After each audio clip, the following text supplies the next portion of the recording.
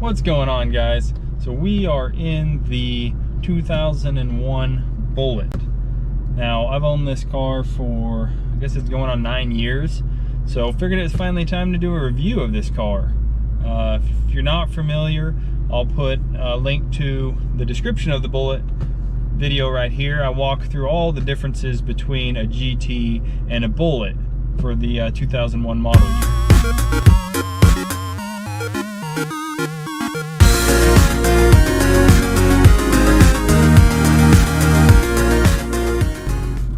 Now, if you're looking for a super fast car, this is not it.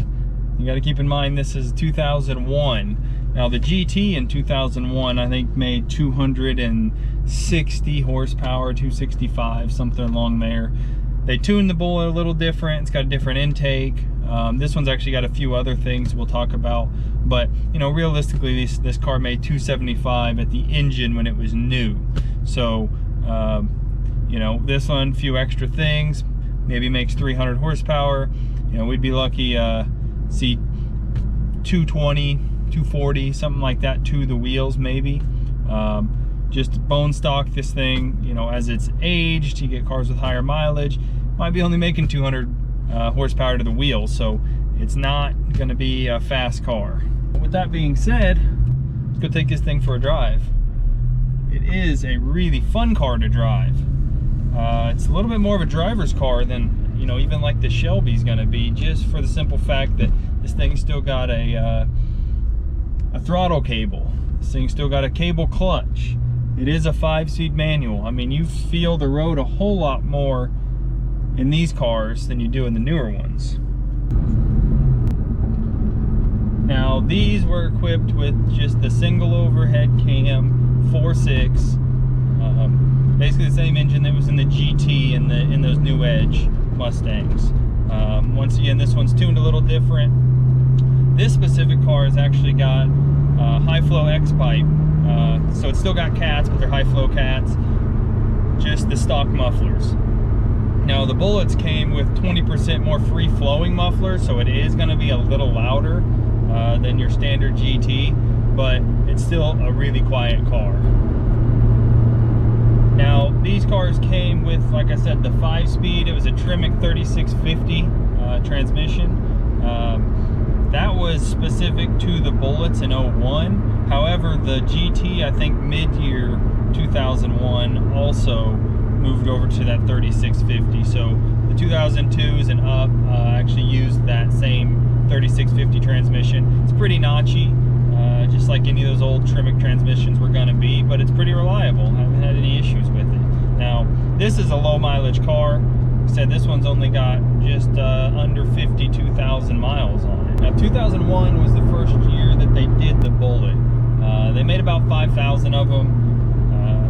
Roughly 3,000 of them were the dark Highland green, which is the original color from the movie.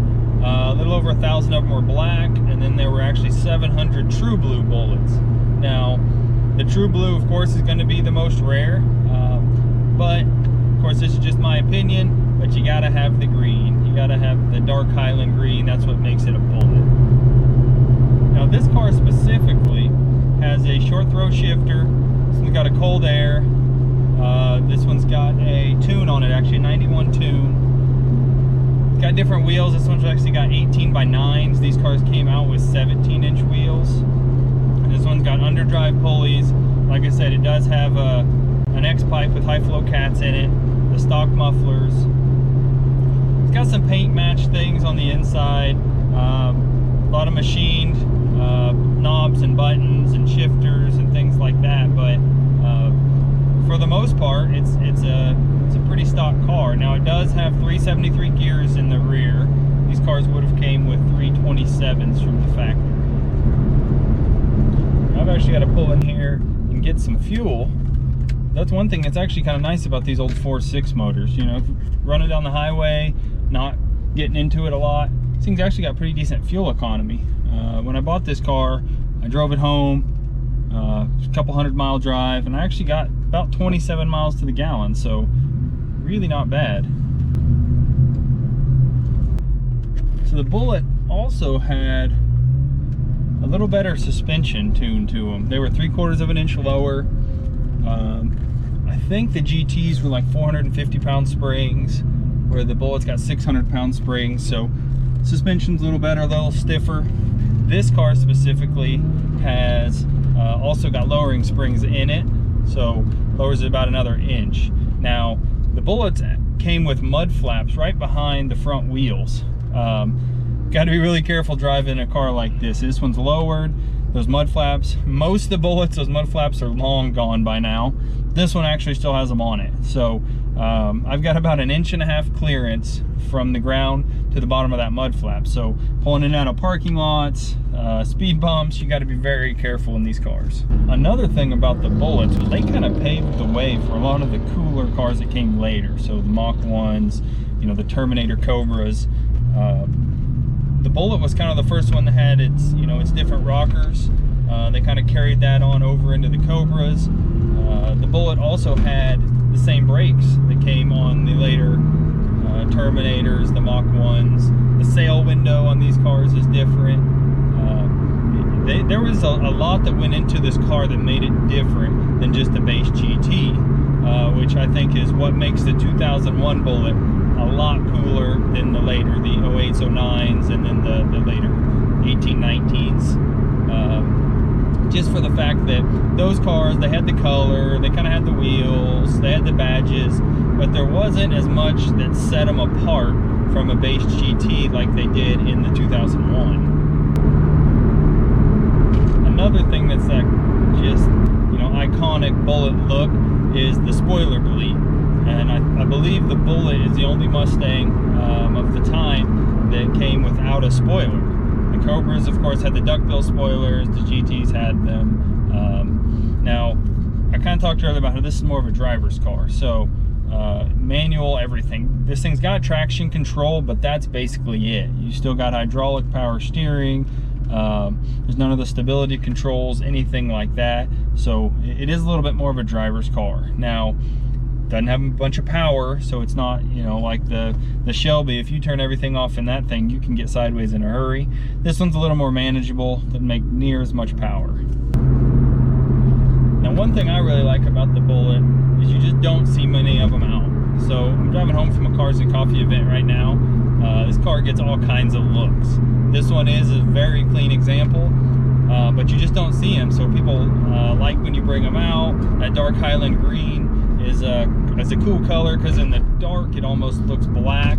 You get it out in the sun, it's got a lot of pearl. The green really pops. You just don't see them. Now this car will even get more looks a lot of times than, you know, the Terminators, which the Terminator is a phenomenal car. Performance wise, it's unparalleled. This car doesn't even touch it, but you see a lot of those cars. So this morning, you know, there were 4 or 5 Terminators there.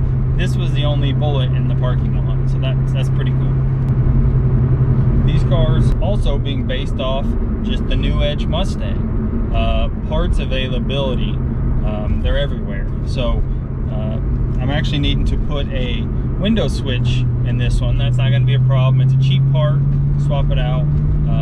Even when it comes to the engine, the trans, anything drive powertrain wise, it's going to be the same as a GT. So this 4.6 motor, they put in everything. I mean, it was in trucks, it was in Crown Vics, Thunderbirds, Mustangs, you name it. So there's a lot of these engines out there. The interior of the Bullitt is also unique. So it's got the bolstered seats like you would see in a Mach 1 or a Cobra, but it's got its own stitching to it. So it doesn't have the suede like a Cobra would. It's very similar to a Mach 1, but the stitching is actually different, and the Bullitt is the only one that has these specific seats in them. So it's kind of a step up from, you know, your standard GT. This is one of those cars that I'd have a hard time selling. You know, this is one of those cars that I'd like to keep forever. I believe it holds its value a whole lot better than a GT ever would. It's worth about the same today as what I paid for it 9 years ago, which is pretty remarkable. If you would have bought a GT 9 years ago, of course, the car market's kind of crazy now, but you've lost value on that car. Whereas this car really has held its value, and I've got to enjoy it for all these years. Like I said, it's just fun to drive.